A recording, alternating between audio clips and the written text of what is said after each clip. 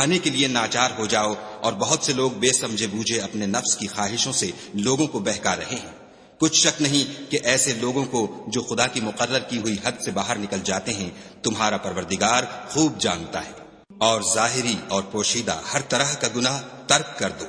جو لوگ گناہ کرتے ہیں وہ عنقریب اپنے کیے کی سزا پائیں گے۔ اور جس چیز پر خدا کا نام نہ لیا جائے اسے مت کھاؤ کہ اس کا کھانا گناہ ہے۔ اور شیطان لوگ اپنے رفیقوں کے دلوں میں یہ بات ڈالتے ہیں کہ تم سے جھگڑا کریں، اور اگر تم لوگ ان کے کہے پر چلے تو بے شک تم بھی مشرک ہوئے۔ بھلا جو پہلے مردہ تھا پھر ہم نے اس کو زندہ کیا اور اس کے لیے روشنی کر دی جس کے ذریعے سے وہ لوگوں میں چلتا پھرتا ہے، کہیں اس شخص جیسا ہو سکتا ہے جو اندھیرے میں پڑا ہوا ہو اور اس سے نکل ہی نہ سکے۔ اسی طرح کافر جو عمل کر رہے ہیں وہ انہیں اچھے معلوم ہوتے ہیں۔ اور اسی طرح ہم نے ہر بستی میں بڑے بڑے مجرم پیدا کیے کہ ان میں مکاریاں کرتے رہیں، اور جو مکاریاں یہ کرتے ہیں ان کا نقصان انہی کو ہے اور اس سے بے خبر ہے۔ اور جب ان کے پاس کوئی آیت آتی ہے تو کہتے ہیں کہ جس طرح کی رسالت خدا کے پیغمبروں کو ملی ہے جب تک اسی طرح کی رسالت ہم کو نہ ملے ہم ہرگز ایمان نہیں لائیں گے۔ اس کو خدا ہی خوب جانتا ہے کہ رسالت کا کون سا محل ہے اور وہ اپنی پیغمبری کسے عنایت فرمائے۔ جو لوگ جرم کرتے ہیں ان کو خدا کے ہاں ذلت اور عذاب شدید ہوگا، اس لیے کہ مکاریاں کرتے تھے۔ تو جس شخص کو خدا چاہتا ہے کہ ہدایت بخشے اس کا سینہ اسلام کے لیے کھول دیتا ہے، اور جسے چاہتا ہے کہ گمراہ کرے اس کا سینہ تنگ اور گھٹا ہوا کر دیتا ہے، گویا وہ آسمان پر چڑھ رہا ہے۔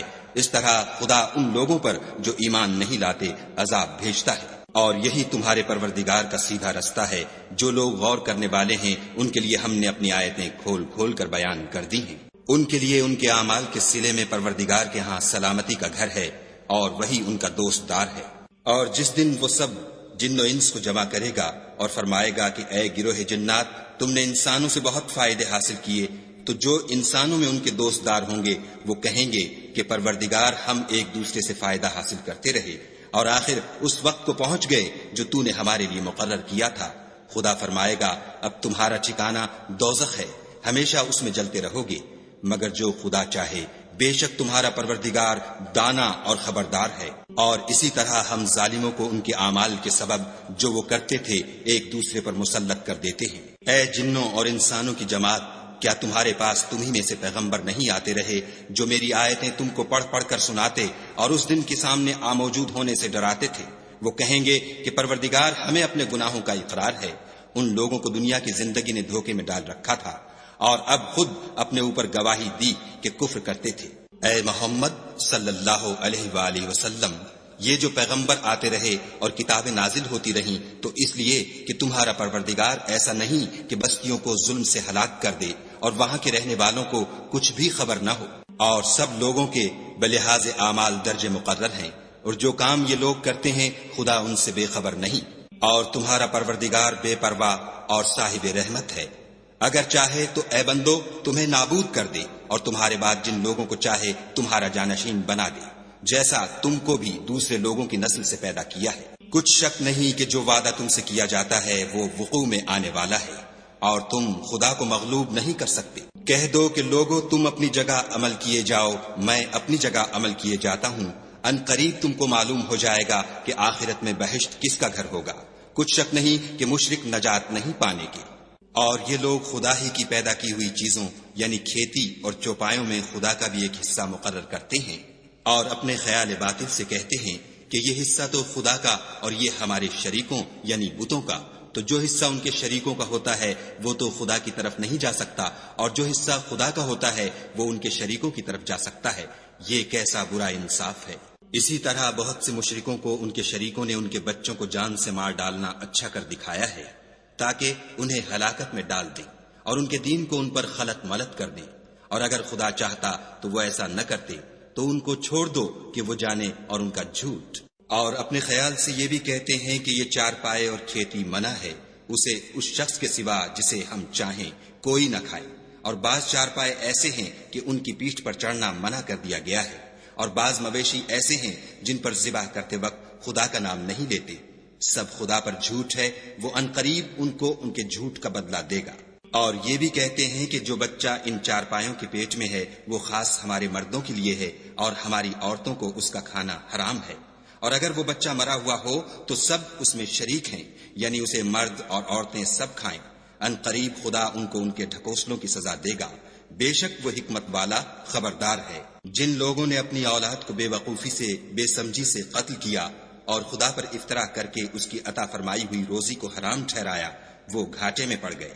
وہ بے شبہ گمراہ ہیں اور ہدایت یافتہ نہیں ہیں۔ اور خدا ہی تو ہے جس نے باغ پیدا کیے، چھتریوں پر چڑھائے ہوئے بھی اور جو چھتریوں پر نہیں چڑھائے ہوئے وہ بھی، اور کھجور اور کھیتی جن کے طرح طرح کے پھل ہوتے ہیں، اور زیتون اور انار جو بعض باتوں میں ایک دوسرے سے ملتے جلتے ہیں اور بعض باتوں میں نہیں ملتے۔ جب یہ چیزیں پھلیں تو ان کے پھل کھاؤ، اور جس دن پھل توڑو اور کھیتی کاٹو، خدا کا حق بھی اس میں سے ادا کرو، اور بیجا نہ اڑانا کہ خدا بیجا اڑانے والوں کو دوست نہیں رکھتا۔ اور چار پایوں میں بوجھ اٹھانے والے یعنی بڑے بڑے بھی پیدا کیے، اور زمین سے لگے ہوئے یعنی چھوٹے چھوٹے بھی، پس خدا کا دیا ہوا رزق کھاؤ اور شیطان کے قدموں پر نہ چلو، وہ تمہارا صریح دشمن ہے۔ یہ بڑے چھوٹے چار پائے 8 قسم کے ہیں، 2 بھیڑوں میں سے اور 2 بکریوں میں سے، یعنی ایک نر اور ایک مادہ۔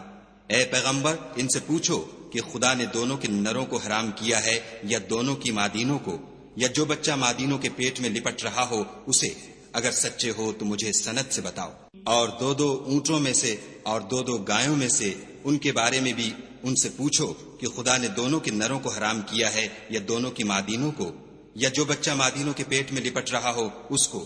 بھلا جس وقت خدا نے تم کو اس کا حکم دیا تھا تم اس وقت موجود تھے؟ تو اس شخص سے زیادہ کون ظالم ہے جو خدا پر جھوٹ افطرا کرے تاکہ از راہ بیدانشی لوگوں کو گمراہ کرے؟ کچھ شک نہیں کہ خدا ظالم لوگوں کو ہدایت نہیں دیتا۔ کہو کہ جو احکام مجھ پر نازل ہوئے ہیں میں ان میں کوئی چیز جسے کھانے والا کھائے حرام نہیں پاتا، بجز اس کے کہ وہ مرا ہوا جانور ہو یا بہتا لہو یا سور کا گوشت، کہ یہ سب ناپاک ہیں، یا کوئی گناہ کی چیز ہو کہ اس پر خدا کے سوا کسی اور کا نام لیا گیا ہو۔ اور اگر کوئی مجبور ہو جائے لیکن نہ تو نافرمانی کرے اور نہ حد سے باہر نکل جائے تو تمہارا پروردگار بخشنے والا مہربان ہے۔ اور یہودیوں پر ہم نے سب ناخون والے جانور حرام کر دیے تھے، اور گایوں اور بکریوں سے ان کی چربی حرام کر دی تھی، سوا اس کے جو ان کی پیٹھ پر لگی ہو یا اوجڑی میں ہو یا ہڈی میں ملی ہو۔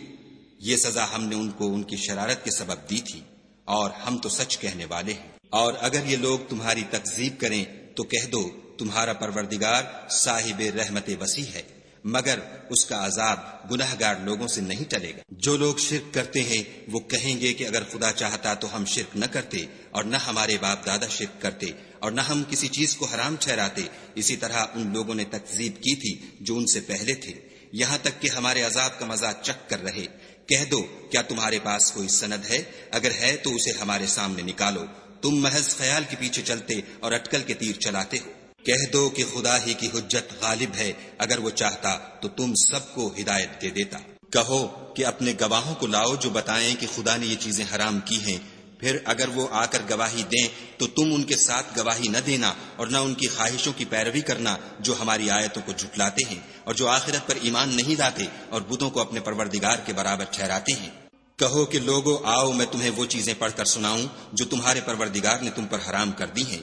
ان کی نسبت اس نے اس طرح ارشاد فرمایا ہے کہ کسی چیز کو خدا کا شریک نہ بنانا، اور ماں باپ سے بدسلوکی نہ کرنا بلکہ سلوک کرتے رہنا، اور ناداری کے اندیشے سے اپنی اولاد کو قتل نہ کرنا، کیونکہ تم کو اور ان کو ہم ہی رزق دیتے ہیں، اور بے حیائی کے کام ظاہر ہوں یا پوشیدہ ان کے پاس نہ پھٹکنا، اور کسی جان والے کو جس کے قتل کو خدا نے حرام کر دیا ہے قتل نہ کرنا مگر جائز طور پر، یعنی جن کا شریعت حکم دے۔